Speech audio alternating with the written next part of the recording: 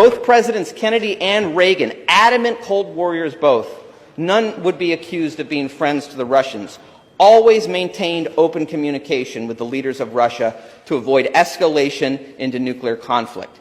Instead, our present-day leaders refused diplomacy and pushed the war forward to the last Ukrainian standing, not for the benefit of the people of Ukraine, but to bleed the Russians dry, as in Afghanistan throughout the 1980s.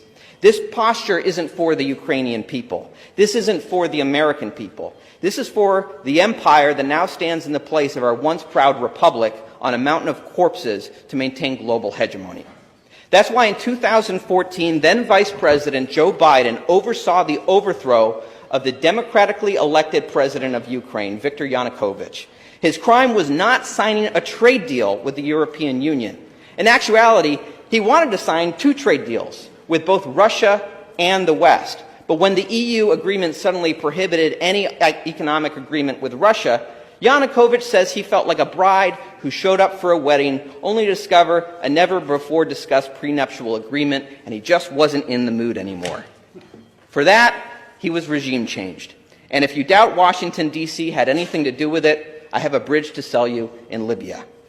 Thanks to leaked phone calls, we know for a fact that the current Undersecretary of State, Victoria Nuland, personally handpicked the leaders of the new government to replace Yanukovych.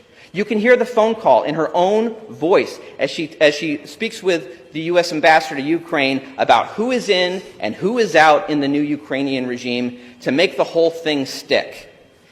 Is this what democracy looks like? I don't think so. And after the coup, the new government, urged on by local neo-Nazi groups like the Azov Battalion, and when I say neo-Nazi groups, I don't mean in the parlance that's often thrown around today. I mean actual Adolf Hitler-loving neo-Nazis who welcomed the German invasion during World War II. They urged the government and succeeded in banning the speaking of Russian and launching an ethnic cleansing campaign in the eastern regions of Ukraine.